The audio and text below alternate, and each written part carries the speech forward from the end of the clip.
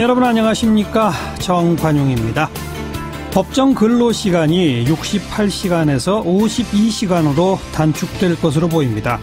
오늘 국회 환경노동위원회에서 바로 이런 내용의 근로기준법 개정안이 통과됐는데요. 논의가 시작된 지 5년 만의 일입니다.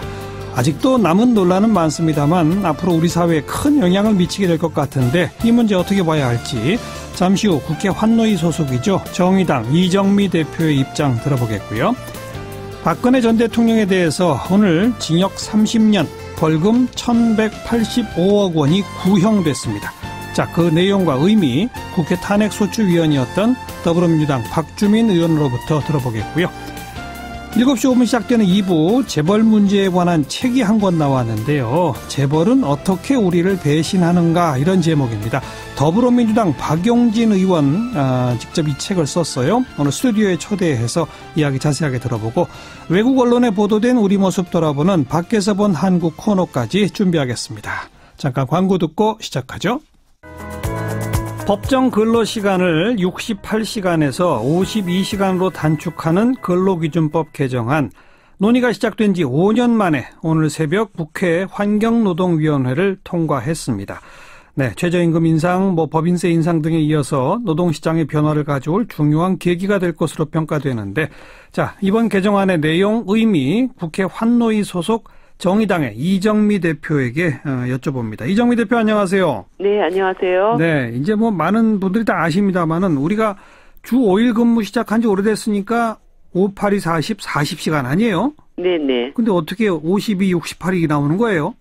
이게 주 5일 40시간에 연장 근로를 12시간까지 더할 수 있다라고 되어 있습니다. 그러면 총 주 52시간을 일할 수 있도록 되어 있는 건데요. 네. 중요한 거는 이 일주일 근로시간이 어디까지냐 이 해석이 달랐던 겁니다. 네. 이전에 정부는 행정해석으로 월요일부터 금요일까지로 그렇게 해서 52시간을 일할 수 있고 그리고 토요일, 일요일이 더 있기 때문에 이때 8시간 더 추가로 근로를 시킬 수 있다 해서 68시간. 이렇게 행정해석을 함으로 인해서 실제 주 40시간 노동제가 무색하게 되는 이런 상황이 있었습니다. 그래서 68이 된 거군요. 네네. 이번에 그러면 이거에 월요일부터 일요일까지 7일 동안에 걸쳐서 52시간. 40 플러스 연장은 12밖에 안 된다 이렇게. 네, 그렇게 해석을 이전에 행정부의 잘못된 행정해석을 다시 이제 고친 것이죠. 수정한 것이라고 볼 수 있습니다. 이렇게 해서 근로시간을 좀 줄이자라고 하는 건 사실 오래전부터 합의가 이루어져 왔던 거 아니에요? 네, 그렇습니다. 그런데 이게 법 개정이 안 됐던 거는 이 휴일 근무수당 중복 할증 이게 쟁점 아니었었습니까? 네네. 그러니까 휴일날 근로를 시키게 되면 휴일 근로 50% 추가 할증이 있고 그다음에 연장 근로 수당 50% 추가 할증이 있기 때문에 휴일날 근로를 시키면 100% 임금의 100%를 추가로 줘야 된다. 이렇게 해석하는 것을 이제 주장을 해왔었던 것이고요. 정부에서는 그렇지 않다. 150%만 주면 된다. 이것이 이제 그동안 상당히 대립이 되어 왔었던 것입니다. 네. 근데 이번에는 150%라는 정부의 주장을 그냥 받아들인 거죠.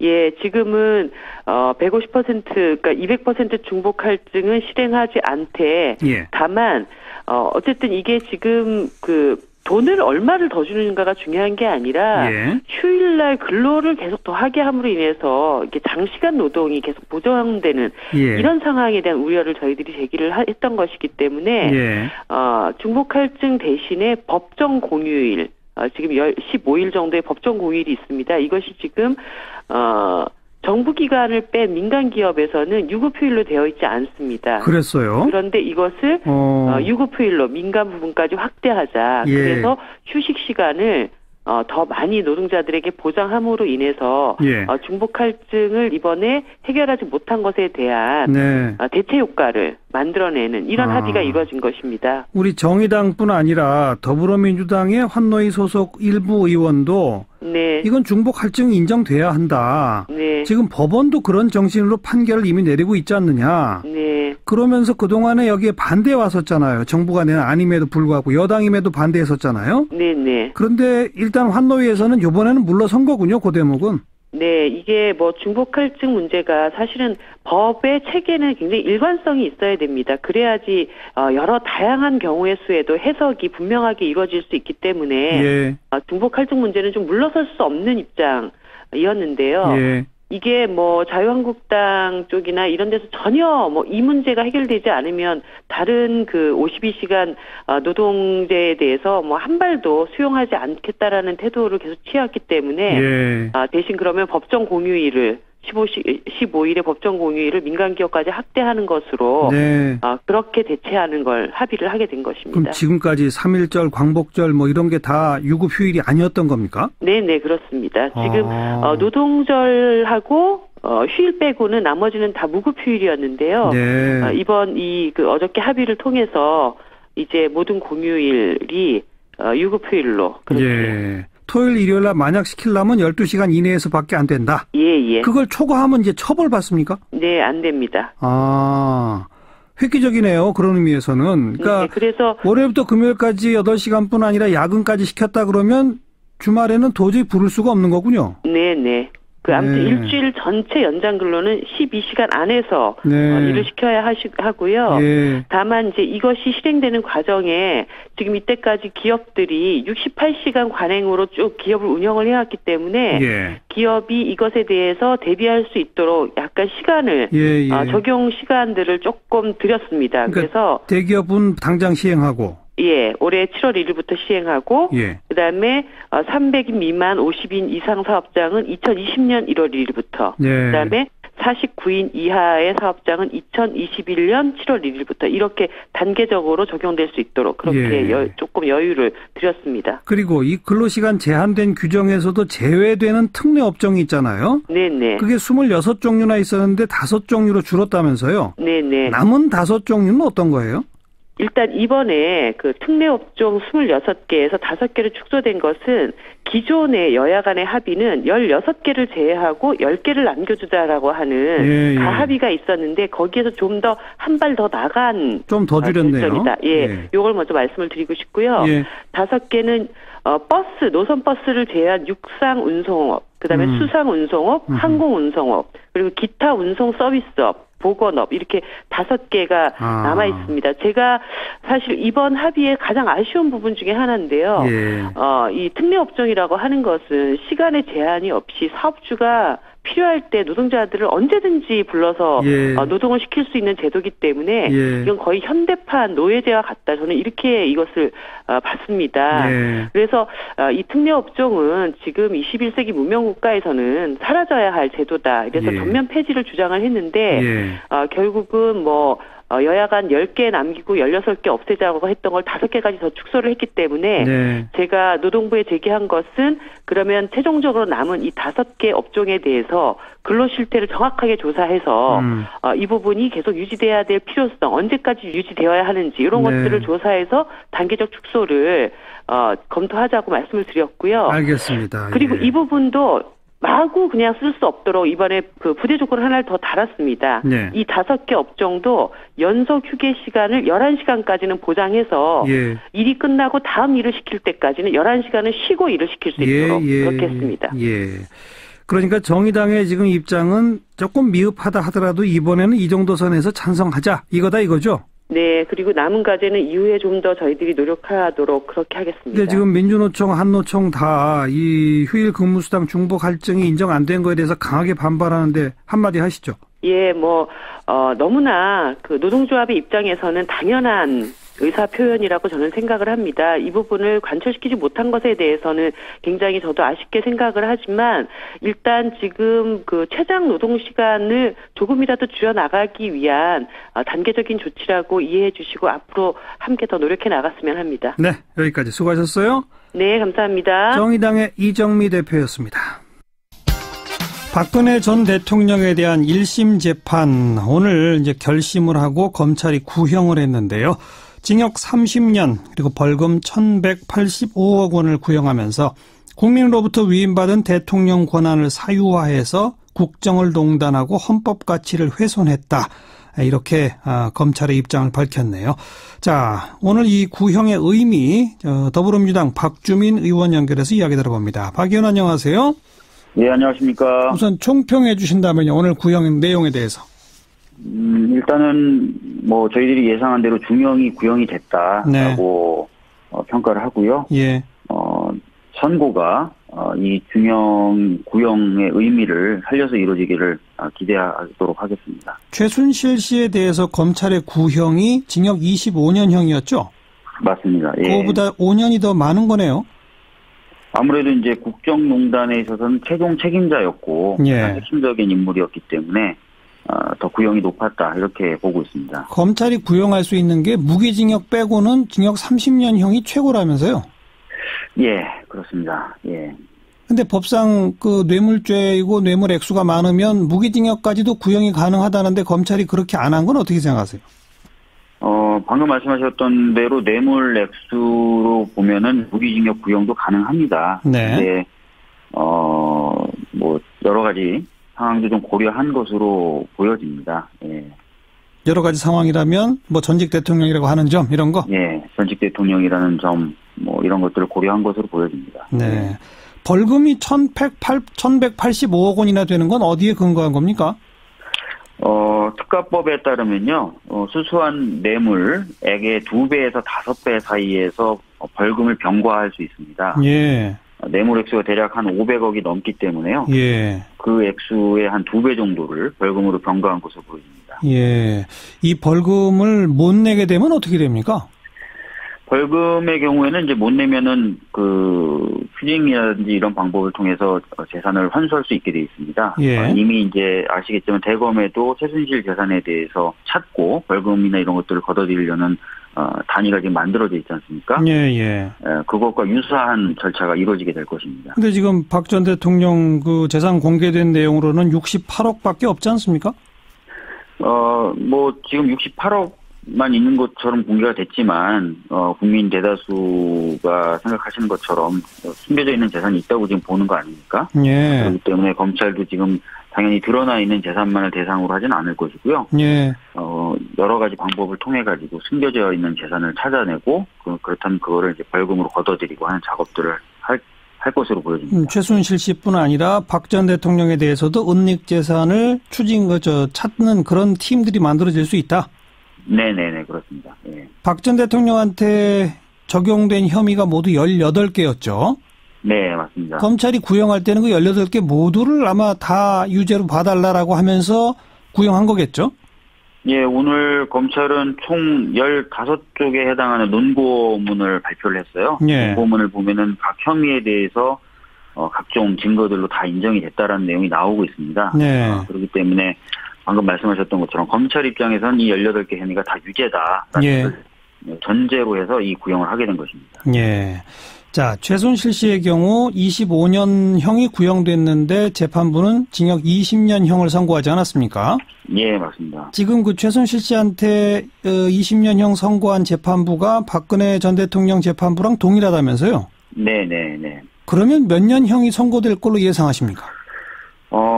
구형 30년 했지만 솔직히 말씀드리면 이제 구형보다는 좀 낮은 형이 선고될 것으로 보여집니다. 왜냐하면은 예.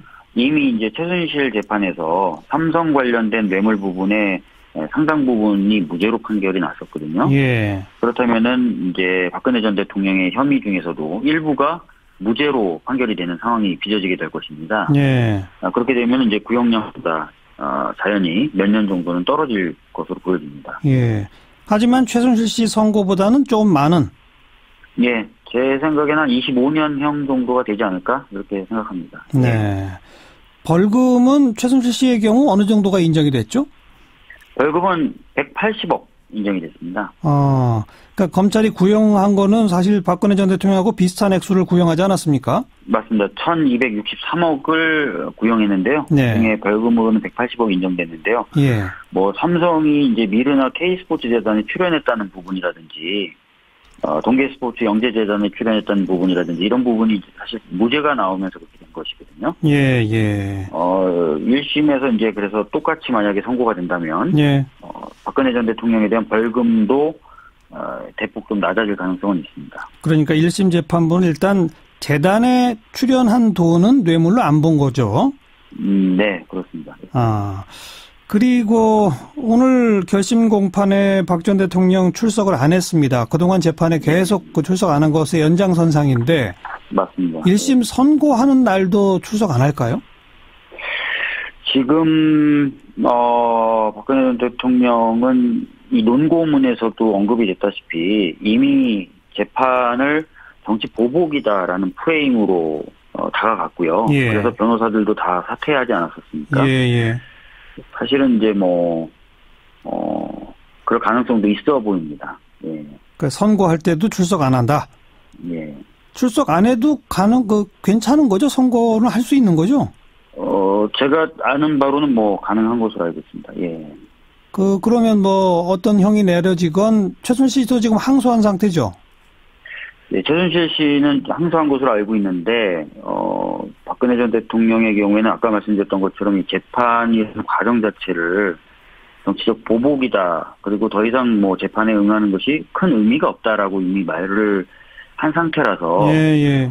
항소를 과연 할 것이냐. 이 부분에 대해서 약간 좀 의문은 있습니다. 그런데. 예. 아시다시피 이제 이재용 삼성 부회장 재판의 경우 1심하고 2심에서 판단이 달라졌던 부분들이 있지 않습니까? 많이 달라져서 2심에서 집행유예로 풀려났죠. 그렇습니다. 그렇기 때문에 그런 것들도 아마 감안을 할 겁니다. 항소 여부를 결정할 때. 네. 그래서 좀 지켜봐야 될 것 같습니다. 예. 선고는 언제쯤 내려질까요? 선고는 3월 말 정도가 되지 않을까 이렇게 보고 있습니다. 예. 3월 말. 네. 함께 지켜보겠습니다. 오늘 고맙습니다. 예, 감사합니다. 더불어민주당 박주민 의원이었습니다. 윤태권 실장 어서 오세요. 네, 안녕하세요. 북한의 김영철 부위원장 등 고위급 대표단 오늘 북한으로 돌아갔죠. 예, 오전 11시 35분께 월경을 했어요. 오전에는 이제 숙소 워커힐 호텔에서 조명균 통일부 장관, 서훈 국정원장, 천혜성 통일부 차관 등하고 공동 조찬을 가졌는데 예. 말이 조찬이지 회담의 연장선이라고 봐야 되겠죠. 그 전에도 우리 쪽하고 접촉이 많았잖아요. 그럼요. 예. 일단 이제 첫날 25일 폐막식 날이죠. 폐막식 전에 평창 모처에서 문재인 대통령하고 1시간가량 비공개 접견을 했죠. 그 비공개 접견에서 문재인 대통령이 비핵화를 직접 언급하고 2단계론까지 폈다. 이런 보도들이 나오잖아요. 그렇죠. 예. 이게 공식 브리핑 같은 거는 없어요. 네. 하지만 이제 나오는 이야기들이 이제 공통된 것들인데 문 대통령이 그 김명철 부위원장한테 북미 대화 강조하고 비핵화 의지를 보여달라고 했다는 거죠. 그렇죠. 좀 구체적으로 이야기했다. 예. 그런데 이제 북측 반응이 북미 대화에 대해서 긍정적으로 대답을 했다. 용의가 있다. 전제 조건이 없다. 이런 식으로. 네. 비핵화 부분에 대해서는 특별한 언급이 없었다. 이런 보도가 있었습니다. 예. 잘 알겠습니다. 이런 정도였겠죠. 아마도 추측을 해보자면은. 네. 근데 이 보도가 사실이라고 해도 진척이 있는 거예요. 이전에 판문점 고위급 접촉 때 핵 이야기가 나왔을 때 북측이 버럭 소리를 질렀다. 맞아요. 이런 보도들이 있었잖아요. 예. 그것보다는 진척이 된 거죠. 이번 경우에는 아마 가면 핵 이야기도 꺼낼 거다라고 예상하고 온 거겠죠. 그럼요. 이제 비핵화 관련해서 북한이 어떤 계획을 가지고 있는지 우리는 알 수가 없습니다. 하지만 한국이나 미국이 비핵화 이야기를 꺼낸다. 이것을 종착점으로 삼는다는 자체를 북한이 예상 못할 리가 없는 거 아니겠어요? 그렇죠. 이런 점이 있죠. 비핵화를 전제 조건으로 삼으면은 대화 자체가 안 된다라는 게 대화를 강조하는 쪽에 이제 방점이지 않습니까? 맞습니다. 그 거꾸로 뒤집어 보면은 핵 이야기 못 한다라는 걸 전제 조건으로 삼으면은 또 대화는 성립이 될 수가 없는 거죠. 그렇죠. 할 필요가 없게 되는 거죠. 예. 그러니까 어느 선에서 어느 선 사이에서 대화가 시작되는지 일단 핵 이야기는 꺼낼 수는 있어야 한다. 그렇죠. 범위는 사실 정해진 겁니다. 운동장에 네. 이제 범위가 정해졌죠. 예. 그리고 이제 첫날 그랬죠. 어제 같은 경우에는 그 정의용 국가안보실장하고 워커힐 숙소에서 오찬을 했고 예. 조명균 장관하고 만찬을 했습니다. 예. 점심, 저녁, 오늘 아침까지 연달아서. 조명균 장관은 어제 저녁도 같이 하고 오늘 아침도 같이 그렇죠. 했네요. 밥만 먹었겠습니까? 이건 회담이죠, 그렇죠. 사실상. 그러니까 예. 남북의 이 군사 안보 분야의 최고 책임자급이라고 할 수 있는 사람들이 연쇄 회동을 했다. 그렇죠. 이런 특사가 거죠. 누가 될지 정상회담이 언제 이루어질지 모르겠지만은 네. 그 대화가 되면은 어차피 나설 사람들이 미리 이제 만나고 있는 거죠. 그러니까요. 예. 하나도 보도는 안 되지만 어디까지 얘기가 갔을지 모르는 거죠. 그렇죠. 그죠? 예. 방금 언급했던 우리 특사는 누구 생각하는데 귀측 생각은 어떠십니까? 뭐 언제쯤 가는 게 좋겠다. 뭐 이럴 수도 있는 거고. 예. 미국하고는 언제쯤 어떻게 뭐 이런 속 깊은 대화가 있었을 수 있다. 네. 그런데 아무튼 김영철 그 부위원장은 거의 말을 안 하던데요. 현송월, 김여정 뭐 이런 사람들도 말을 매우 아꼈지 않습니까? 이 사람들보다 더 말을 아꼈어요. 예. 간단한 인사 자체도 거의 안 했는데 예. 이게 이런 걸 거예요. 김영철 방남이 한국에서 어떤 의미인지 천안함이 다시 화제가 될 거다라는 거 뻔히 알죠. 뻔히 알고 보낸 거죠. 남남 갈등 뻔히 아는데 그런데 이 상황에서 뭔가 발언을 해서 불을 지필 이유는 없겠죠. 예컨대 우리 기자들이 이제 천안함 폭침에 대해서 물어봤지 않습니까? 예. 뭐 사과를 한다 하더라도 그 자리에서 대답하면서 사과를 할 리도 없는 것이고. 아니 일단 아직까지도 인정하지 않고 그렇죠. 있는데 무슨 사과. 그런데 또 그 자리에서 아니 이건 뭐 무슨 한국의 공작이다. 또 이러면은 대화하러 온 사람의 자세가 아닌 거잖아요. 예. 그러니까 아예 입을 다물었던 거겠죠. 할 말이 없겠군요. 그러니까 그런 그렇죠. 의미에서는. 그 부분에 대해서는. 그리고 지금 이제 조명군 장관이나 서훈 국정원장 등등과 내밀한 얘기를 나눴다 손 치더라도 그 얘기들은 하나도 공개될 수 없는 것들이고. 네. 예. 뭐 지금까지는 아무튼 나쁘진 않네요. 예, 이제부터 진짜 시작이고 과거하고 다른 것들은요. 과거에 사실 이런 접촉들이 비밀리에 이루어진 뒤에 발표가 딱 났거든요. 예. 사실은 뭐 작년에 어디서 싱가포르에서 만나고 뭐 이런 식인데 지금은 오픈돼 있는데 내용은 공개를 못 하는 것이고. 예. 어찌됐든 이제 자유한국당 같은 경우에는 오늘도 그 김명철 방한저지 투쟁위원장 이 김무성 의원 등이 통일대교, 전진교 각각 나눠가지고 기습 시위에 나섰습니다. 예. 약간 그 일행하고 겹치기는 했는데 뭐 특별히 이게 충돌은 없었고 차가 이렇게 삥 둘러가지고 북측으로 귀환을 했습니다. 한국당은 국회에서 계속 이 관계자들이 나와서 구체적으로 이야기해야 된다 이런 입장이고요. 예. 다음 일정이 어떻게 잡힐지 현재로서는 전혀 예상 불가능하죠. 지금 패럴림픽 관련된 실무 접촉은 또 지금 진행되고 있습니다. 아, 그러니까 그렇죠. 이게 어떤 식으로든지 대화와 접촉의 끈이 계속 이어지고 있다는 거죠. 예. 미국하고의 대화는요? 그것도 이 다음 순서가 있습니다. 우리가 그 판문점에 가졌던 고위급 회담 있잖아요. 네. 이거 사실 지금 연속되고 있는 거거든요. 끝난 게 아닙니다. 정치 군사 회담 가질 차례지 않습니까? 그럼 자연스럽게 아마 미국 측과 북한 측의 접촉도 시작이 되지 않을까 싶습니다. 네.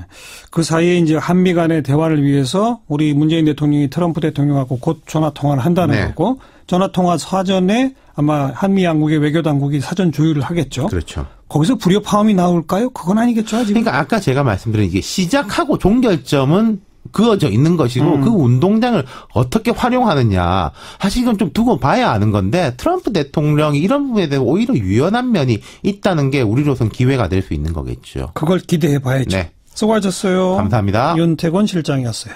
시사잡기 1부 마치겠습니다. 잠깐 뉴스 들으시고요. 7시 5분 2부에 다시 뵙죠.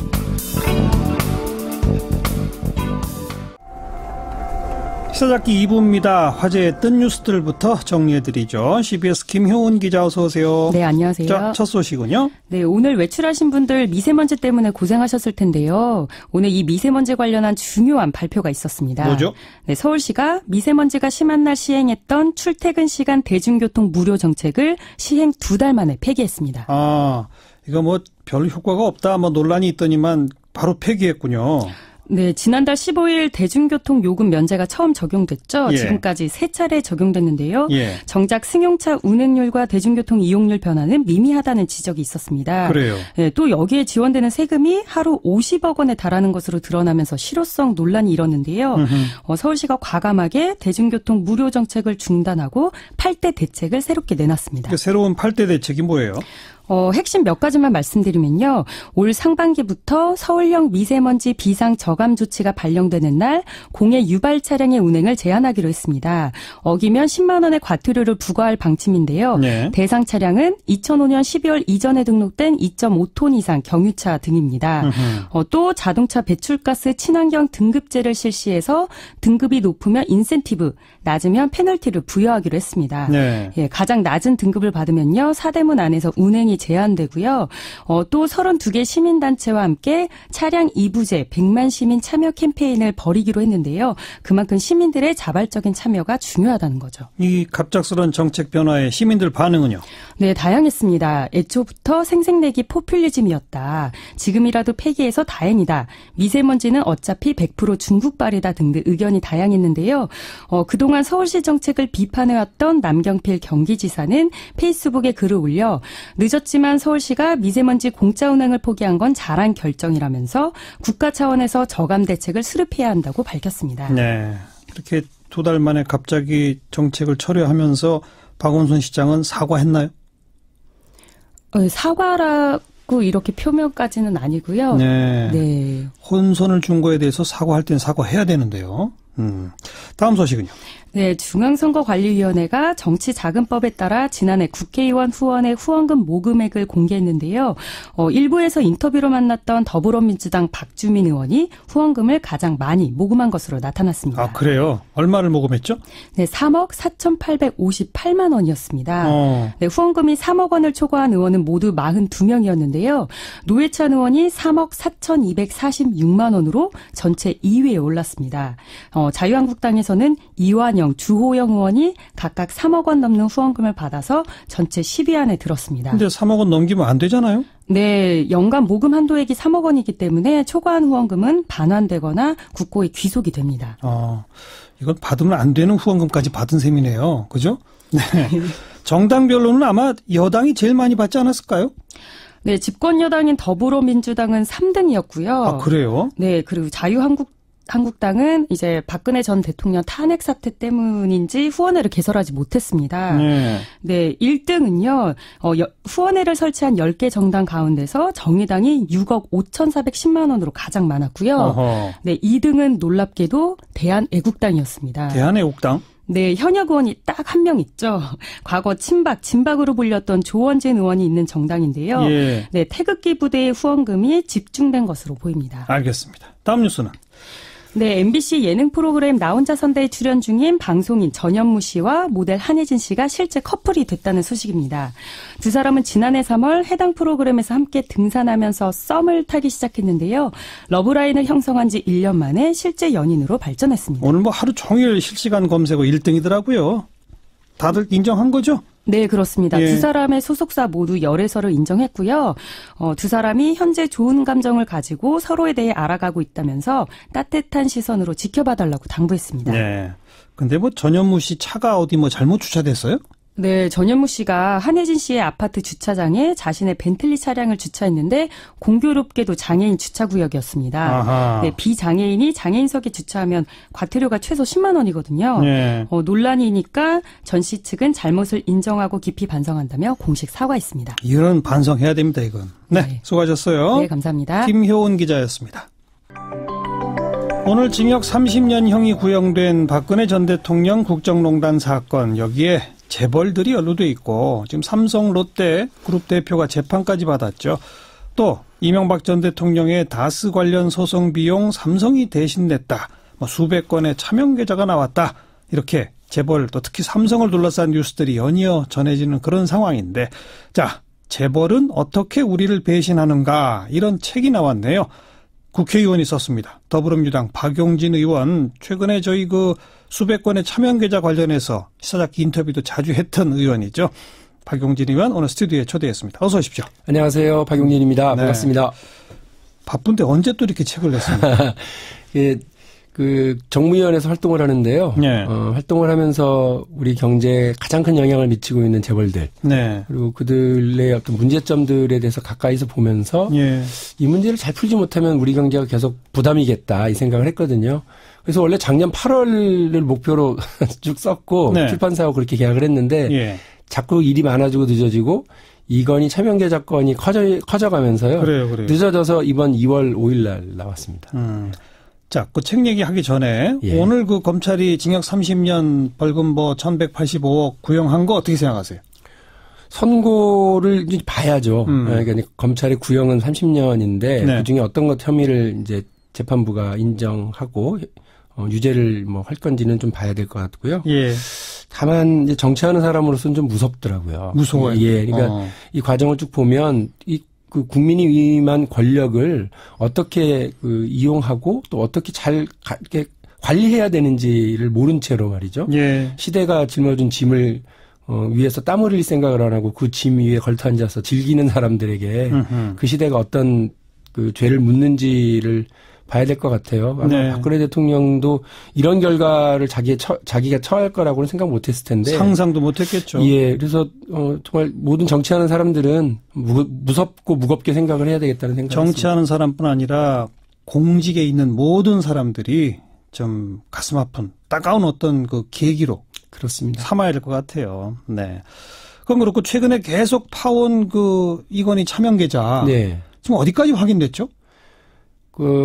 제가 간단히 정리를 해드리면 2008년 삼성특검이라는 게 있었고요. 예. 그때 4조 5천억 원 규모의 차명 계좌를 은닉해서 관리하고 해왔다는 게 드러났습니다. 예. 그게 단 줄 알았는데요. 예. 그 뒤에 또 우연한 계기로 경찰이 따로 수사를 하다가 이번에 확인된 게 4천억 원 규모입니다. 예. 그러니까 지금 얼마나 더 숨겨져 있는지 또 어디에 어떻게 관리하고 있는지 더 있을지도 모르는 지금 상황이라는 것이고요. 네. 그리고 이 차명 계좌와 관련해서 이제 금융실명법 위반 혐의이기 때문에 그동안 9년 동안 우리 금융당국이 금융위원회가 이거 차명 계좌는 금융실명법 위반 아니에요. 네. 이렇게 억지 주장을 해오면서 이건희 회장에 대한 차명 계좌에 대해서 금융실명법 5조에 따른 차등과세. 예. 이게 좀 말이 어려운데요. 엄청 셉니다. 그렇죠. 그래서 이자와 배당 소득에 대해서 99%를 징수해 가요. 거의 다 가져가는 거죠. 그렇습니다. 그래서 그 인정을 안 해주는 거기 때문에 예. 이 차등과세 대상이라고 하는 거를 그동안 인정을 안 하다가 예. 제가 국회에서 지적하고 이렇게 되니까 금융위원회가 버티다가 물러나서 지금은 국세청이 이 차등과세에 대한 징수를 지금 작업을 하고 있습니다. 네. 예, 그래서 이게 규모나 이런 건 아직 파악이 안 됐지만 곧 막 국세청에서 막 국민들에게 보고를 할 겁니다. 근데 최종적으로는 계속 이걸 추적해온 입장에서 네. 도대체 왜 이렇게 많은 차명 계좌를 운영한 거예요? 진짜 이유가 뭐예요? 그 고발을 처음 했었던 김용철 변호사 얘기를 곰곰이 다시 되새겨봐야 될 필요가 있는데요. 예. 이거 이병철 그 회장의 상속재산이라고 하는 건 말이 되질 않아요. 왜냐하면 87년에 그분이 이제 돌아가셨는데 그 당시에 삼성 전체 매출액이 매출이익이 1조가 안 됐던 걸로 제가 압니다. 예. 87년 당시에. 그런데 어떻게 4조 5천억 원 이번에 드러난 것까지 합치면 5조 가까운 이 돈들을 관리하고 있었다는 거냐. 예. 그러니까 김용철 변호사는 그때요. 이거를 각 계열사별로 할당되어서 이건희 회장에게 상납한 회사의 이익들 그것을 비자금으로 만들었던 거다. 그러니까 이거는 횡령, 배임 어마어마한 죄죠. 그렇죠. 그런데 이거를 조세 포탈 혐의로만 끝내고 돈을 어떻게 조성했는지는 관심을 갖지 않고 돈을 어떻게 관리했는지만 관심을 가져서 세금만 물리는 네. 그래야말로 그래서 결국은 돈 좀 내고 이거 다 내 거라고 정리가 돼서요. 네. 이건희 회장은 그 당시 그래서 세금 좀 내고 다 그 돈을 찾아갔고요.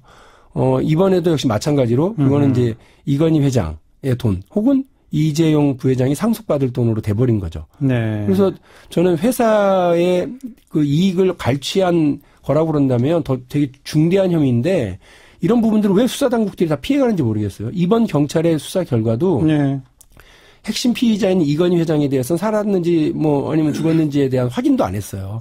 직접 확인을 해야 되는데 의사의 말만 듣고 확인을 안 한 이상한 수사고요. 예. 그 자녀의 그 집에도 어떤 3억 원 규모의 어떤 그 회사의 횡령 혐의가 있는데 그 직접 수사를 안 합니다. 왜? 돈 규모가 좀 작아서요. 이렇게 얘기를 했어요, 경찰이. 그 얘기는 작아서요? 예, 3억은 푼돈이다 이런 뜻인지.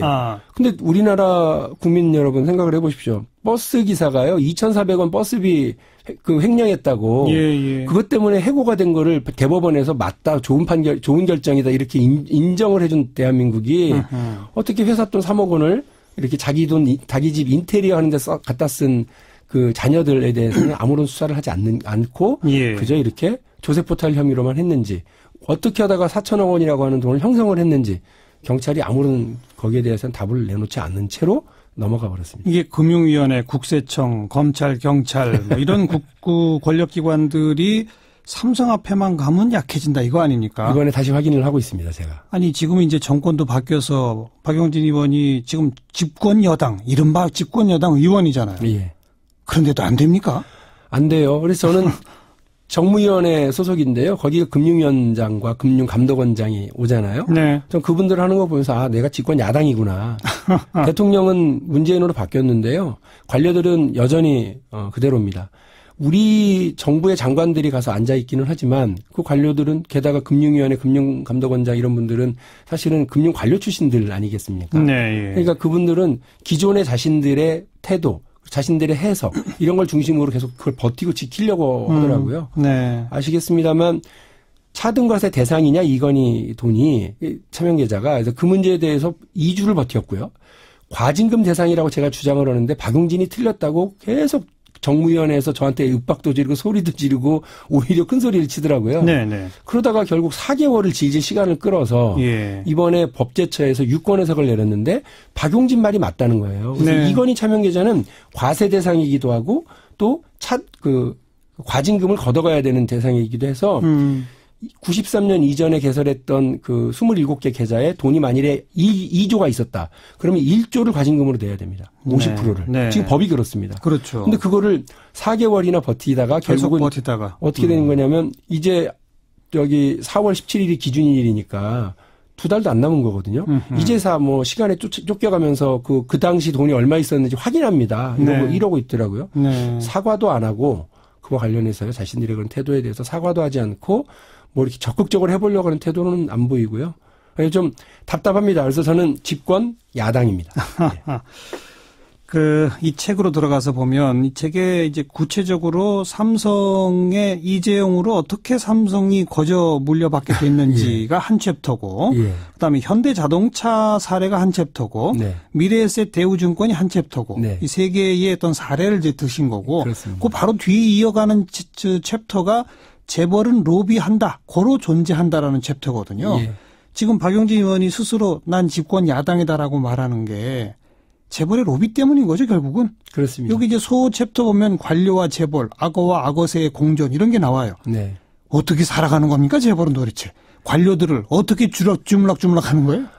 저는 그냥 눈에 보이지 않는 그물망 같은 거를 이렇게 곳곳에서 느끼고 있는 거고요.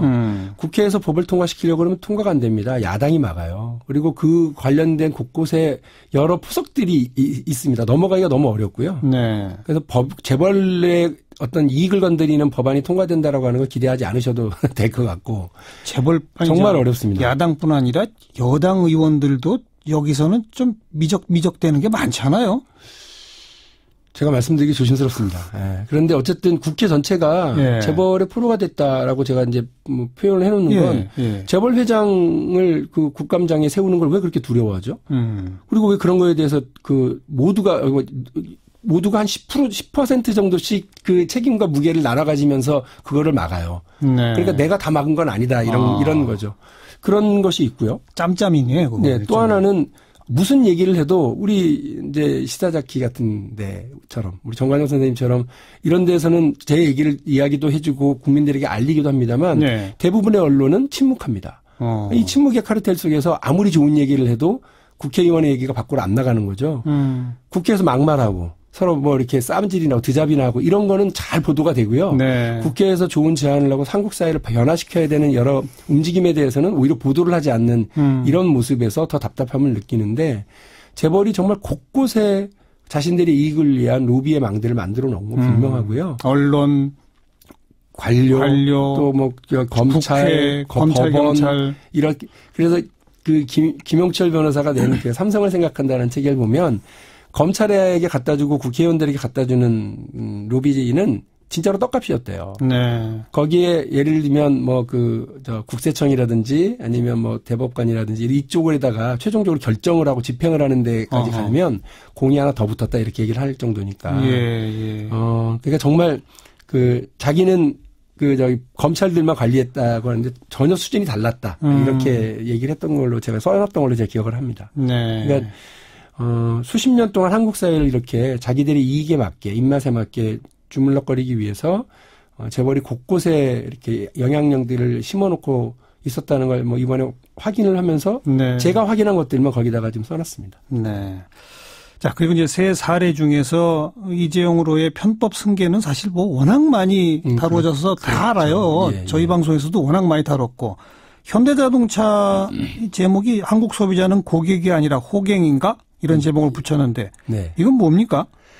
현대자동차는 참 가슴 아픈 일입니다. 그러니까 우리 올해 연세가 많이 되신 분들은 포니가 처음 나와서 수출됐다라고 하는 얘기를 들었을 때 그 기쁨을 지금도 네. 얘기를 하시고요. 그럼요. 예, 그 국민적인 성원과 국가적 지원을 통해서 성장을 한 기업이죠. 네. 근데 현대자동차의 위기가 과연 사드 때문이냐? 저는 거기에 아니라고 분명히 단언을 해놨어요. 왜냐하면 한국 소비자들이 그 70%나 되는 시장 장악률을 유지해줘가면서 현대차를 키우는데 큰 역할을 했는데도 불구하고 예. 현대자동차가 시장 독점이라고 하는 상황에서 기업이 가질 수 있는 가장 나쁜 태도를 보이고 있습니다.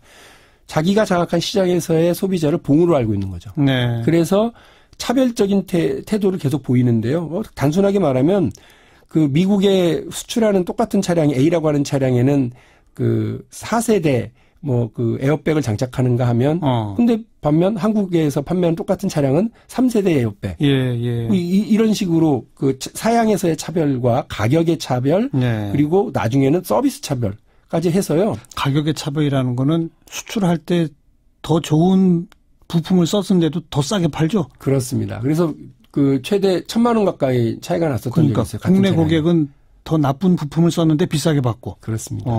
게다가 게다가 제가 분노했었던 건 미국에서는 2014년에 세타2 엔진을 장착한 일부 차종들에 대해서 리콜에 들어갑니다. 네, 네. 근데 그것과 관련해서 왜 리콜하지 않았냐고 했더니 국회 국감에 나와가지고 현대자동차 관련자가 부사장이 뭐라고 그랬느냐면 제가 아직도 그걸 기억을 하는데 엘라바마 공장에서 만든 차량들은 엘라바마 공장을 새로 지은 거라서 거기에 뭐 저기 청소가 잘 안 돼서 뭐 먼지가 많았잖아요.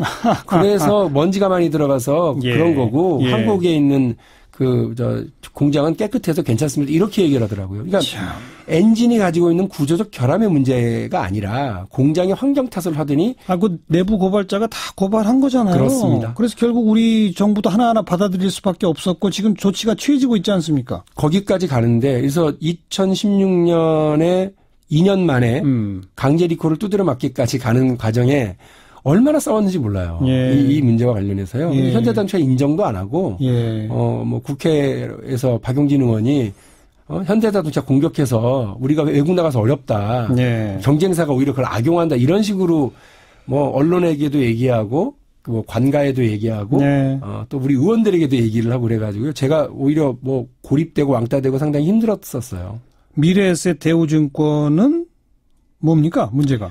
우리 자본시장법은요, 이 자본시장이 워낙 뭐 이렇게 일종의 돈 놓고 돈 먹는 데이기 때문에 규칙과 그러니까 투자자 보호를 위한 여러 규제가 많이 있습니다. 근데 이런 것들을 피해가면서 규제를 회피해가면서 투자자들을 모으거나 아니면 자본금, 투자금들을 모으는 과정이 있는데 예. 그런 부분에 대해서 제가 지적을 한 겁니다. 그런데 그거를 미래에셋은 뭐라고 그러냐면 선진기법이다라고까지 얘기를 해요. 국회 국감장에 나와서 선진기법이라고 얘기하는데 그 선진기법을 제가 이거는 투자자 보호를 위해서 만들어 놓은 법을 위반한 거 아닙니까? 라고 해서 금감원에게 조사를 얘기를 했거든요. 그런데 그 조사를 하고 징계를 내리는 데까지 최고 징계였던 20억 과징금이 나왔어요. 아니 20억이 최고예요? 예. 그 돈으로만 해도 무려 2,500억을 모았던 네. 사안이기도 한데 네. 그런데 그 과정이요. 그걸 확인하고 하는데 무려 8개월인가 9개월인가 걸려서 했다는 거예요. 그러니까 제가 계속해서 그거 언제 조사 끝납니까? 그거 언제쯤 결과 나와요? 물어보질 않았으면 금융감독원의 관료들이 이 부분에 대해서도 유야무야 했을 것 같은 느낌을 되게 많이 받았거든요. 네. 그러니까 삼성도 현대도 미래에셋도 국민의 이익, 한국 경제의 이익을 다 도외시한 재벌 총수를 중심으로 한 혹은 재벌의 이익을 중심으로 한 대기업의 이익만을 생각하는 법에 유린 소비자의 어떤 이익을 침해하는 행위, 네. 한국 경제에 심대한 부담을 주는 총수만을 위한 그런 행위들에 대해서 어느 집단도 그걸 감시해야 되는 금융위도, 금감원도, 네. 또 국토부도 제대로 그걸 하지 않는다라고 하는 것을 확인을 그렇죠. 하는 과정이었습니다. 지금 이 세 사례 모두가 다 내부 고발이 되었건 외부에서의 지적이 되었건 문제가 제기돼도 뭐 관료들의 비호 등등으로 시간만 계속 끌고 그렇습니다. 처벌을 받거나 나중에 마지못해 뭘 해도 최소한으로 받게 되는 이런 구조 아니에요. 그렇습니다. 그걸 지켜보면 이들 스스로는 우리가 이제 글로벌 스탠다드에 맞게 바뀌어야 되겠구나라는 생각이 없는 것 같아요. 정말 답답한 건데요. 한국의 지배구조를 보면 지배구조와 의사결정에 참여하는 과정의 이제 민주성을 보면 실제로 아시아, 그러니까 모 조사기관에서 조사한 걸 보면 아시아 11개 대상국 중에 8위입니다.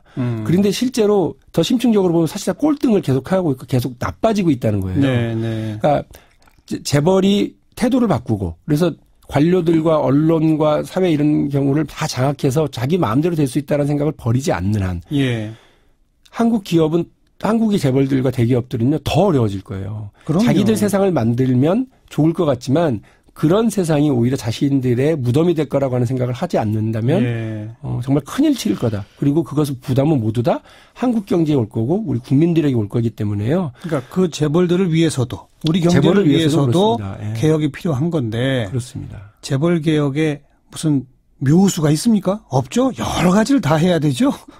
그 박근혜 대통령 얘기를 처음에 시작하셨는데요. 결국은 그 제왕적 대통령제의 최고 정점인 정치 권력이 제왕적인 재벌 총수와 결탁해서 만들어진 과정에서 뇌물이 오고 가고 우리 사회를 유린한 거거든요. 그렇죠. 법과 제도를 다 엉망으로 만들고요.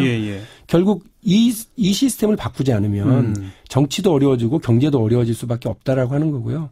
저는 재벌을 뭐 해체하거나 공격하고 못 살게 하기 위해서 이런 얘기를 하는 게 아니라 재벌이 정말 정신 차리질 않으면 한국 경제의 껌 만드는 회사부터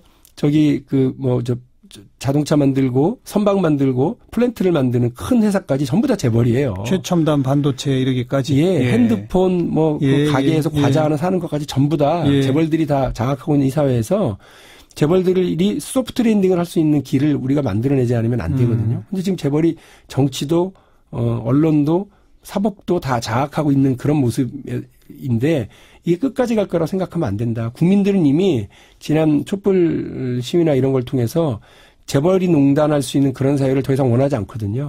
그거를 변화시켜 나가지 않으면 재벌도 경을 치를 거고 정치인들도 경을 치를 거다라고 생각을 합니다. 그래서 정말 변화시켜내고 그러니까 바꿔나가기 위한 노력들을 함께 해나가야 되거든요. 근데 다른 나라도 미국도 스웨덴 같은 데도요. 그리고 이게 그 재벌과 대기업들이 그 소프트 랜딩에 성공한 나라들 있지 않습니까? 다 정치 권력이 주도했습니다. 맞아요. 그 정치 권력이 해야 될 역할이 무엇인지를 이번 그런 사례들을 보아서 알아야 될 것 같고 촛불의 민심은 명령은 그거였다고 봐요. 재벌이 농단하는 사회가 아니라 국민이 명령한 대로 가는 사회를 만들어야 되기 때문에 문재인 대통령에게 주어진 역할, 재벌개혁, 경제민주화라고 하는 건 단순히 경제적인 문제가 아니라 우리 시대의 화두다. 그래서 대통령도 제가 지난번 오찬 때 뵌 적이 있었는데 관료도 재벌도 대통령 힘 빠지기만 기다리는 것 같습니다. 대통령이 힘 빠지지 마셔야 됩니다. 저희들도 저희 여당도 그리고 저도 이 문제에 대해서 확고히 책임져 나갈 수 있도록 노력하겠습니다라고 말씀드렸어요. 그런데 그 시대의 화두인 재벌개혁 사실 법을 바꿔야 할 게 너무 많거든요. 그렇습니다. 근데 국회가 지금 또 걸림돌이죠. 부끄럽게도 그렇습니다. 좀 길게 봅시다. 다음 총선에서 또 의석 구조를 좀 잘 바꿔서 재벌개혁을 입법화하는 데도까지 거기까지 해내는 게 우리 시대의 과제 아니겠습니까? 명심하겠습니다. 네, 박용진 의원 함께 만났습니다. 오늘 고맙습니다. 네, 감사합니다. 사운드 오브 뉴스로 이어갑니다. 김민아 기자 어서 오세요. 안녕하세요. 들어볼 소리는요? 오늘 박근혜 전 대통령 결심 공판이 있었지 않습니까? 네네. 이른바 태극기 부대가 서초동에 또 나타났는데요. 소리를 한번 들어보시죠. 정치검찰, 반역검찰, 박영수 특검을 해쳐라! 안보 대통령, 박근혜 대통령을 즉각 복권하라! 검찰 구형이 징역 30년이랍니다. 이거 미친 검찰 아닙니까? 오늘 검찰은 대한민국 헌법과 법칙을 파괴하는 대한민국 역사에 씻을 수 없는. 네, 오늘 몇 명 정도 모였답니까? 이 주최 측은 3,000명이다 이렇게 얘기를 하는데 경찰 추산은 한 1,000명 정도라고 하고요. 지금 후원금 모금 2등에 빛나는 이 대한애국당 조원진 대표가 상당히 또 활약을 하는 그런 모습 보였고, 탄핵 반대 집회에 단골로 나왔고 박근혜 전 대통령 변호를 맡았던 서석구 변호사도 나와서 인민재판하는 이 사법부를 다 구속해야 된다 이런 극단적인 주장을 또 펼치기도 했습니다. 예. 또 일부는 오늘 재판을 방청하기도 했는데요. 이 검찰이 구형을 하는 과정에서 법정을 소란스럽게 만드는 이런 모습도 보였습니다. 변호인이 최후 변론하는데 이게 국선 변호인이죠? 그렇습니다. 눈물도 보였다면서요? 이 최후 변론 과정에서 박승길 변호사가 이제 그 얘기들이 화제였는데요. 평창 동계올림픽을 보면서 박근혜 전 대통령의 노력을 다시 느끼게 됐다라면서 실수가 있더라도 대통령으로서 불철주야 노력한 점을 감안하고 선처해달라면서 울먹이는 이런 모습 보였습니다. 또 마음으로 수감 중인 박 전 대통령에게 박수를 보낸다 이렇게도 얘기했는데, 그전까지 좀 흥분해 있던 방청객들도 이 대목에서는 또 함께 눈물을 또 지었다고 하네요. 네. 다음 뉴스는요? 미국 측 육자회담 수석 대표인 조셉 윤 미 국무부 대북정책 특별대표가 갑자기 사퇴 의사를 밝혔다고 합니다. 그래요? 미국 언론에 따르면 조셉 윤 특별대표는 오는 3월 2일을 마지막으로 은퇴하겠다는 의사를 밝혔고, 렉스 틸러슨 국무장관도 이걸 아쉬워하면서 받아들였다고 하는데요. 조셉 윤 특별대표는 북한이 60일 동안 군사도발을 하지 않으면 대화를 시작할 수 있는 조건이 만들어진 것으로 볼 수 있다, 이런 주장을 해서 그간 주목을 받아왔습니다. 그만둔 이유는 뭐예요? 조셉 윤 특별대표는 원래 진작부터 은퇴를 하고 싶었는데 그동안 좀 기회를 잡지 못했다, 이런 취지로 얘기를 하고 있고, 앞으로 북미 대화 국면에서는 트럼프 대통령과 코드를 잘 맞출 수 있는 핵심 측근이 대북 접촉을 해야 된다, 이런 주장도 했다고 합니다. 또 우리 외교부는 조셉 윤 특별대표 사퇴에 대해서 본인의 개인적 사정에 따른 것으로 갑작스러운 건 아니다, 이렇게 얘기를 하고 있는데요. 하지만 지금까지 미국 내에서 대화론을 주도한 이런 인물로 여겨져 왔기 때문에 뭔가 대북 정책의 방향을 둘러싼 알력 때문에 이렇게 된 거 아니냐, 이런 추측도 나오는 상황입니다. 네. 트럼프 행정부는 지난번에 빅터 차 교수 낙마 사건 이후에도 주한미국 대사 아직도 임명하지 않고 있는데, 예. 조셉 윤 특별대표까지 사퇴하다 보니까 어떤 양국 간의 의견이나 정책 조율에 문제가 생길 수도 있지 않겠느냐, 이런 우려도 지금 제기되는 상황입니다. 참 큰일이네요. 트럼프 대통령은 정말 이 한국의 중요 보직을 계속 임명도 안 하고 미루고 있는데 이쪽에 별로 생각이 없는 거 아닌가 싶어서 걱정이네요. 지금 참 특히 중요한 국면인데 빨리 좀 인사를 해줬으면 좋겠습니다. 네, 다음 뉴스는요.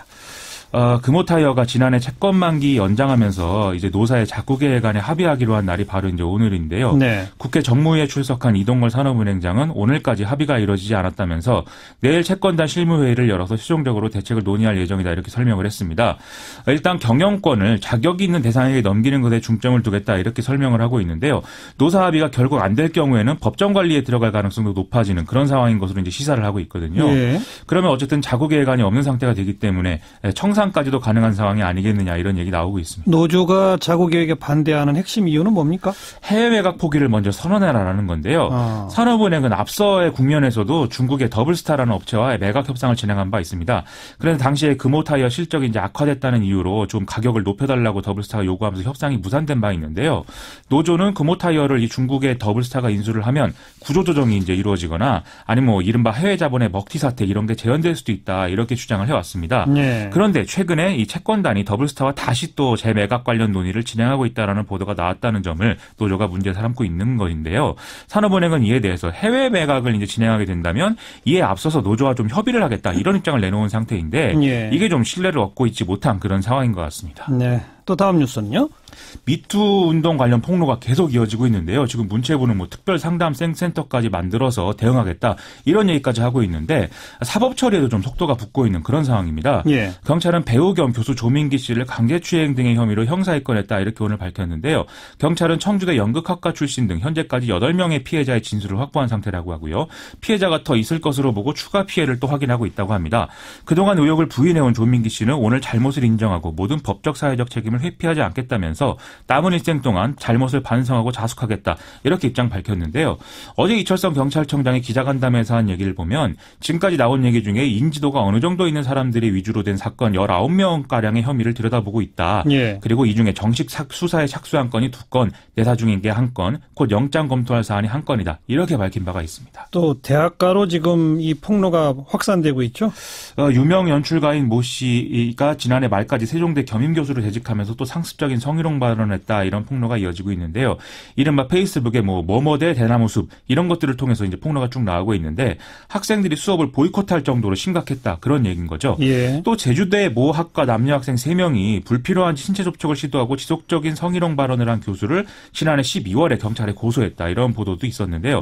이에 따라서 이 교수는 불구속 입건됐고 지난 14일에 검찰의 기소 의견으로 송치가 된 상황이라고 합니다. 네. 또 이게 검찰로 시작이 됐지만 이번엔 사법부, 법원도 예외가 아니라면서요? 의정부지법 고양지원 내에서 성추행 의혹이 제기가 돼서 법원 내 성희롱 고충심의위가 이 사실관계 파악을 위해서 고양지원 내 전 직원 대면 조사를 실시하기로 했다라는 소식인데요. 이것은 이제 고양지원 법원 내 공무원 노조가 판사를 제외한 고양지원 직원 160명을 상대로 실태 조사를 진행한 바에 따른 것입니다. 네. 여기에 응답한 여성 50명 중에 직접 피해를 받거나 피해 사례를 목격 또는 전해들은 사람이 14명이었다고 하고요. 이 중에 4명은 판사로부터 성희롱 또는 성추행을 당했다 이렇게 답했다고 하는데요. 가해자가 판사다? 그렇죠. 예. 공무원노조 법원본부는 이 실태조사를 전국으로 확대할지에 대해서 앞으로 논의할 예정이라고 합니다. 일파만파 계속 확대되고 있군요. 그렇습니다. 수고하셨어요. 고맙습니다. 김민아 기자였습니다. 외신에 보도된 우리 모습 살펴보는 밖에서 본 한국 코너입니다. 국제문제평론가죠. 인문결연구소의 임상훈 소장 어서 오십시오. 네, 안녕하십니까. 그동안 외신은 전부 우리 올림픽으로 도배가 됐겠죠. 네, 그렇죠. 이제 좀 마무리 정리하는 그런 보도들이 있습니까? 네, 워낙 큰 행사였기 때문에 또 북한 문제 관련해서 이제 민감한 이슈들이 많았다 보니까는 외신들도 우리 기사를 보도할 때는 올림픽 기사가 주로 거의 다였고. 그랬겠죠. 또 이제 우리나라 언론들도 또 외신 보도들을 굉장히 많이 관심을 보였던 것 같습니다. 예. 좋은 현상 같은데. 예. 어쨌든 이 코너가 그래도 시사자키에 밖에서 본 한국 아니겠습니까? 예. 다른 언론에서 못 본 한국, 다른 언론이 못 본 외신에서 본 한국 소개해드리겠습니다. 네. 네. 몇 가지 유형으로 나눠볼 수 있을 것 같은데요. 먼저 한국의 공손한 배려 문화, 외신은 이 부분에 많이 주목을 했습니다. 네. 대표적으로 독일의 베를리너 자이퉁 같은 경우에 18일 보도한 내용에 이번 올림픽 주최국 국민들의 아주 뛰어나고 고유한 특징 중 하나가 일단 감사하다는 인사를 하는 것이다 이렇게 말을 했습니다. 어허. 독일 기자들에게는 한국이 그런 문화가 이제 독특해 보였을 수 있는데요. 예를 들자면은 가끔 이게 좀 이상해 보이기도 한다는 겁니다. 왜냐하면은 외국인들이 그들에게 이제 우리가 다가갈 때 정작 부탁을 하는 건 자신들이라는 것이죠. 그러니까는 버스가 언제 출발하는지, 인터뷰 구역이 어딘지. 보안 검색 관련해서 이런 질문을 하면은 네. 그리고 그런 질문을 할 때는 이 기자들이 늘 친절한 자세로 질문을 하는 건 아니라고 하거든요. 좀 거칠게 질문하기도 하죠. 네. 그런데 이제 이 신문도 기자들이 거의 잠을 못 자면서 취재를 하는 기자들이 많이 있다고 하면서 예. 어쨌든 이 스트레스가 높아진 상황에서 취재를 한다고 하고 그럴 경우에 이 보안 검색 같은 것에 이제 짜증을 내는 일이 많다고 하는데 네네. 그런 일은 이제 정작 자신들의 안전을 위해서임에도 불구하고 짜증을 내는데 자신들이 무례하게 됐을 때 한국 사람들 반응은 변함이 없었다. 그러니까 먼저 도와주려고 하고 심지어 한국 사람들은 손님들에게 뭔가를 해줄 수 있다는 것을 감사하게 생각한다는 겁니다. 그러니까 취재하러 어디 가려고 그러는데 보안 검색을 하니까 이런 것까지 합니까? 항해성으로 얘기해도 네. 그래도 친절하게 다 대해주더라. 네. 그게 굉장히 의아해 보였다는 건데 제가 12년 동안 외국 생활을 해봤습니다만 그때 이제 경험했던 프랑스 경우도 네. 보안 안전 치안 관계에서 요원들이 그렇게 친절하지가 않거든요. 무뚝뚝하죠. 네. 굉장히 무뚝뚝합니다. 네, 그러는 그 의미에서 이제 이 기회에 우리나라 경찰관들한테 참 경의를 표하고 싶은데 이 유럽이나 중국, 미국 이런 나라들 가보면은 그 경찰들이 우리나라 경찰만큼 친절하지는 않은 것 같거든요. 무뚝뚝 넘어서 무서워요. 네, 그렇습니다. 굉장히 권위적이고 그러는데 이런 경무에도 불구하고 시민들한테 친절하게 대하는 경찰들 참 감사하다는 말씀을 여기서 전하고 싶은데 어쨌든 다시 돌아와서 그 외신 기자들은 몇 가지 예를 드는데 뭔가를 문의할 때도 그렇고 심지어 휴대전화로 사진을 찍어달라고 이게 해도 찍어주고 나서는 오히려 자신들이 감사하다고 얘기를 한다는 겁니다. 찍어준 다음에 한국 사람들이 땡큐. 네. 그러면서 이제 그 외신 기자들이 본인들이 뭔가 방해하러 지구상을 누비는 게 아니구나. 자신들이 기분 좋은 사건 그 자체구나 이렇게 믿게 된다는 겁니다. 예. 심지어는 이 아침에 방을 나설 때 이게 문에 붙어 있는 올림픽 마스코트가 새해 복 많이 받으라고 인사까지 한다는 거죠. 아니 문에 붙어 있는 올림픽 마스코트가 진짜 인사를 해요? 그게 아니라 써 있다는 얘기겠죠. 아, 그렇게. 네, 문구가 이렇게 써 있다는 얘기인데. 또 설 명절하고 딱 겹쳤잖아요. 네, 그렇죠. 그래서 이제 특히 그 설날 이 스켈레톤의 그 윤성민 선수 금메달 나오지 않았습니까? 그래서 이제 윤성민 선수 때문에 아마 그 설날 아침에 차례 지내는 시간을 지키지 못했던 가정들이 많이 있었을 것이다. 이렇게 보도하면서 그 벅찬 감동, 그 다음에 환희를 주최국 국민들과 함께 나누고 싶다. 이렇게 얘기를 하면서 그 국민들에 있어서 감사했다. 이렇게 하면서 기사의 마지막 인사를 새해 복 많이 받으세요. 이렇게 끝내고 있습니다. 독일의 베를리너 자이퉁. 네. 우리의 공손한 배려 문화를 칭찬했다. 네. 또 어떤 점이 있습니까? 이런 친절한 전통 문화로서의 한국 말고 또 현대적 국가 이미지에 대한 찬사도 있었습니다. 네. 그 아태 지역 전문 매체죠. The Diplomat가 이 올림픽 시작한 첫 주에 보도한 내용인데요. 올림픽은 언제나 주최국에게 훌륭한 국가 홍보의 기회가 돼 왔다면서 이번 평창 동계올림픽의 경우에 한국의 현대적이고 효율적인 그런 국가로서의 이미지를 다지는 기회가 될 것이다라고 예상을 했었습니다. 사실 이번 올림픽이 적은 예산을 가지고 정말 효율적으로 치러내지 않았습니까? 그랬죠. 가성비로 따지면 훌륭한 올림픽이 아니었을까 싶은데 네. 조금 전 이 신문의 지적처럼 이 효율성이 돋보였는데 예를 들어서 그 보통 올림픽이 열리기 전에 시설물들이 완공되지 않고 과도한 초과 비용이 문제가 된다던가 그러면서 이제 초조감 이런 게 있었다고 하는데 이번 평창의 경우는 그렇지 않았다. 출발이 좋다. 그러니까 출발 좋다 이런 것은 당시 시점에서 그렇게 말을 했던 거죠. 보도가 이제 첫 주였으니까. 그리고 가끔 제가 여기 코너에서 소개해드렸습니다마는 이제 한국은 중견국으로서의 힘을 보여줄 때가 됐다. 이런 외신의 보도가 종종 있었거든요. 이 매체 역시 그 맥락에서 이 중견국으로서의 한국을 말하고 있는데 이 노무현 대통령이 시작을 해서 진보 보수 정권을 모두 거치면서 지지를 받은 이것이 이제 중견국 아젠다다. 이게 이제 본격 추진할 때가 됐다. 이렇게 얘기를 하고 있는 겁니다. 사실 일부 시각에서는 올림픽에 대해서 그냥 스포츠 잔치인데 너무 정치적이다. 너무 다른 의미가 많이 부여한다. 이런 등등의 반응이 많이 있는데 이 매체에 따르면 그거는 냉소적인 시각이라는 겁니다.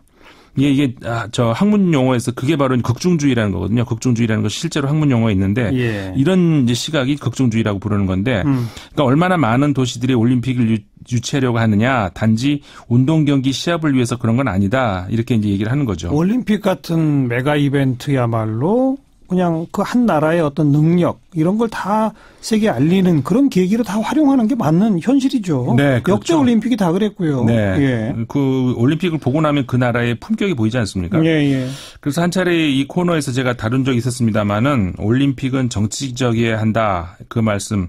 그러니까 인간의 아름다운 육체 대재전을 통해서 평화를 촉진할 수 있다면은 그것이 가장 숭고한 올림픽 정신이다. 이렇게 말씀을 드렸었는데. 올림픽의 태생 자체가 그렇고요. 네. 근데 결국 그러니까 우리가 구별을 잘 해야 될 것은 정치 올림픽은 경계를 해야 되겠지만 올림픽 정치는 앞으로도 모든 국가들이 나눠야 되겠다는 거죠. 그러니까는 정치 논리에 매몰돼서 올림픽이 희생되는 것은 안 되지만 올림픽 정신이 정치적인 그리고 외교적인 난제를 해결해 줄 수 있다면은 그게 본질적인 올림픽 정신이다. 이렇게 이제 말씀을 드릴 수 있다는 건데요.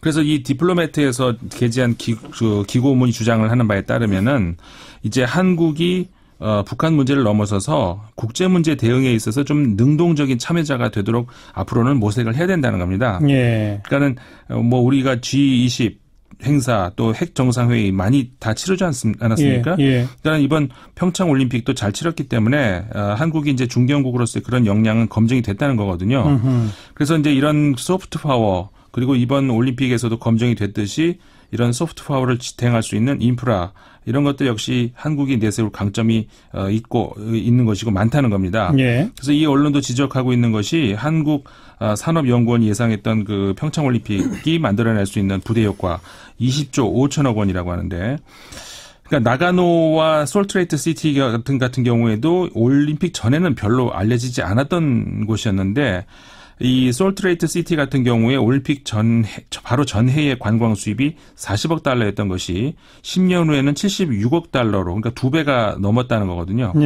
나가노의 경우는 알파인 노르딕 스키 경기가 매년 개최되면서 아시아 스키어들이 이제 북적인다고 하고 그래서 저는 그 시설 면에서도 그렇고 이 사실 교통 인프라 면에서도 인천공항에서 평창 가는 길이 도쿄에서 나가노 가는 길보다 못하지는 않을 것 같거든요. 네. 이 기회에 강원도가 이제 아시아 겨울 스포츠 메카로 발돋움할 수 있는 가능성도 있지 않는가 이런 생각이 들고. 네. 아무튼 이 글은 이번 평창 올림픽은 남북 관계의 잠재적인 해빙, 그리고 한국 선수들의 메달 획득 그 이상의 의미가 있다 이렇게 이제 보고 있는 겁니다. 네. 이게 뭐냐면은 외교적인 그리고 경제적인 영광을 누릴 절호의 기회다. 이렇게 더 디플로매트가 맺고 있습니다. 네, 뭐 다 칭찬이네요. 네, 칭찬들이 많이 있습니다. 또 어떤 점을 주목했나요? 이번에는 이제 올림픽에서의 그 소프트 파워. 그리고 이제 이어서 이제 그 좀 중복은 되기는 합니다만은 예. 그 한국의 이제 K-팝이라든가 영화 이런 뭐 한국의 힘 보여줬다 이렇게 아까 디플로매트에서 소개를 했거든요. 네. 근데 이번 이제 평창 올림픽도 이제 기여를 했고 그러면서 지난 2002년 월드컵에서의 한국 국민들의 열정적이고 또 과격하지도 않았던 그런 응원의 모습을 기억한다 이렇게 얘기를 했는데 과거 응원의 모습? 네. 예. 2002년도 월드컵이 있을 때 저는 이제 프랑스에 있었거든요. 아하. 근데 프랑스 언론에서도 그때 그 한국의 거리 문화, 응원 문화 이걸 충격적이라고 할 만큼 놀랍게 받아들인 적이 있었어요. 맞아요. 그랬죠. 네. 예. 그러니까 질서정연하다는 것이 어떤 다르게 표현하자고 하면은 불필요하게 힘을 분산시키지 않으면서 정해진 목표물을 향해서 이제 에너지를 쏟아붓는 힘이라고 할 수가 있는 거 아니겠습니까? 예. 그러니까 그 힘이 과거 산업발전 시대도 그랬고 지난 그 촛불혁명 때도 그대로 이제 보여줬다는 건데 네. 이런 놀라울 정도의 조화된 그 집중력이 이 적은 인구 그다음에 작은 영토임에도 불구하고 세계를 놀라게 하는 힘을 보여줬던 그런 한국의 에너지가 아닌가 이런 생각이 듭니다. 예. 근데 이제 제가 이런 얘기하면은 뭐 그 자화자찬이다 이렇게 얘기하실 수 있을 테니까 예. 이 관련 외신을 소개해드리겠습니다. 22일자 영국의 파이낸셜 타임스가 예. 이번 올림픽에서 세계를 깜짝 놀라게 한 그 여자 컬링 대표팀을 보도를 하고 있는데 네. 한국의 마늘 소녀들 동계올림픽을 정복하다 이렇게 제목을 이제 뽑았습니다. 예. 그러면서 이런 컬링 여자 국가대표의 힘이 한국의 힘이다 이렇게 보도를 하고 있습니다. 정작 그 대표 선수들은 마늘 소녀라는 별칭 싫어한다는데 네네. 여전히 외신은 마늘 소녀라고 부르는군요. 네, 계속 많이 씁니다. 근데 왜 그럴까? 근데 제 생각에는 이 마늘이라는 것이 한국의 매운맛을 대표하는 문화 아니겠습니까? 그렇죠. 그러다 보니까 이게 한국을 대표할 수 있는 어떤 상징적인 별명을 이게 마늘에서 찾고 그러니까 이걸 참 마늘을 포기하기가 싫은 것 같습니다. 예. 근데 이 신문은 컬링 국가대표가 보여준 기분 좋은 스포츠 스토리가 이번 평창 올림픽에 회자되고 있다 이렇게 전하고 있는데 특히 이들의 메달 획득은 한국의 성공 신화와 유사하다는 겁니다. 맞는 얘기예요. 네. 예. 아까 말씀드린 것처럼 이제 적은 인구와 작은 땅, 자원도 없는 데에서 이제 오직 구성원들의 이 집중력으로 이룬 성과라는 점에서 그렇죠. 한국의 이제 성공 신화가 이들 컬링 국가대표의 성공 신화와 일치하다는 건데요. 예. 이 신문의 표현에 따르면은 의성은 남북으로 큰 대도시에 둘러싸인 작은 마을이다. 이렇게 이제 설명을 하고 있습니다. 네. 그러니까 북쪽으로는 관광으로 잘 알려진 안동, 남쪽에는 산업도시 구미가 있는 그러니까 큰 도시 사이에 끼어 있는 이제 작은 마을인데 예. 2000년대 초에 이 지역 당국이 마을을 알리고자 하는 절박한 마음으로 별로 가망이 없어 보이는 기회를 잡은 것이 바로 한국 최초의 국제 경기장 수준의 컬링 시설을 유치하는 것이었다 이렇게 보고 있습니다. 정말 이게 영국 파이낸셜 타임즈라고 그랬죠? 네. 영국 그러니까 스코틀랜드 지역에서 이 컬링이 시작됐다는 거 아니에요? 네. 그러니까 영국 전체에 있는 컬링장의 숫자나 컬링 선수들의 숫자 뭐 캐나다의 뭐 컬링 경기장과 선수들의 숫자 이런 거 생각해 보면 이 정말 경기장 한두 개밖에 없고 선수 몇 명 없는데 은메달을 딴다는 건 이 사람들 생각할 때는 이해가 안 되는 거겠죠. 네, 그렇죠. 네. 그래서 이제 처음에 이걸 유치할 때만 해도 의성 주민들이 굉장히 의아해했다는 겁니다. 예. 그러니까 왜 신문 표현을 그대로 옮겨드리자면은 왜 얼음 위에서 요강 굴리는 이상한 종목을 가져왔나 이렇게 생각을 했다는 거거든요. 얼음 위에서 요강을 굴린다? 네. 의성 군민들이 처음에 그랬대요. 네, 그렇게 생각했다는 겁니다. 이제 그러면서 이제 별로 지지를 못 받았던 그런 시설물이었다는 거죠. 네. 이렇게 해서 만들어진 경기장이지만 그리고 또 사실 인프라를 갖춘다고 해서 성공신화를 다 쓰는 건 아니잖아요. 그럼요. 이 신문은 이 세계적인 그 시설이 있어도 가장 중요한 것은 결국 인간이라는 요소다. 이렇게 얘기를 하면서 네. 이 작은 마을에 국제 시설이 들어서자 다른 놀거리가 없었던 여고생들이 모였고 이렇게 시작한 여고생들은 재능이 있었다. 그리고 경험 부족을 극복할 수 있을 만큼 결연한 자세가 있었다. 이렇게 예. 소개를 하고 있습니다. 그러니까 아무것도 없던 맨 땅에 그냥 이상한 컬링장 하나 세웠더니 네. 사람들이 모여서 으쌰으쌰 하더니 바로 때 메달 따더라. 그렇죠. 이게 한국의 성공 신화다. 그렇죠. 예. 그러니까는 이 신문이 그 의성의 역사가 한국의 역사다 이렇게 얘기를 하면서 전쟁으로 황폐해지고 북쪽의 산업시설로부터 이제 그 비무장지대가 생기면서 이렇게 막혀버리고 그러면서 이제 가발, 섬유로 시작을 해서 많은 사람들이 결국은 나중에 무모하다라고 얘기했던 조선, 철강, 기타 중공업에 투자를 하면서 맞아요. 그러니까 당시에 한국이 조선, 철강 이런 중공업에 집중하겠다는 생각 이게 의성 마늘밭에다가 한복판에다가 올림픽 규모의 컬링 경기장을 짓겠다 이런 만큼 기이하게 생각했다는 것이죠. 예, 예. 하지만 한국은 의성에서 보여줬던 것처럼 이 모험을 성공시켰고 그런 의미에서 2018년 평창 동계올림픽은 한국이 어디까지 왔는지 보여주는 것이다. 이렇게 이 신문이 소개를 했습니다. 네. 결국 이제 이 5명의 마늘 소녀죠. 한국의 DNA 표본이었다. 이렇게 이 신문은 보는 것 같습니다. 한국 DNA의 표본이다. 네. 그 파이낸셜 타임스의 기사를 쭉 지금 소개받다 보니까 진짜 그러네요. 네, 그렇죠. 굉장히 맨 땅에 뭔가 시작해서 그냥 고속도로 뭔가 이루어내는. 네. 그렇죠? 이런 굉장히 일들이 독특한 잘 뽑아낸 것 같습니다. 네. 아무튼 컬링 경기가 끝나서 요즘 저는 좀 우울합니다. 볼 게 없어가지고. 자, 오늘 여기까지 수고하셨어요. 네, 감사합니다. 국제문제평론가 인문결연구소 임상훈 소장이었습니다. 시사자키 오늘 여기까지입니다. 내일 다시 뵙죠. 안녕히 계세요.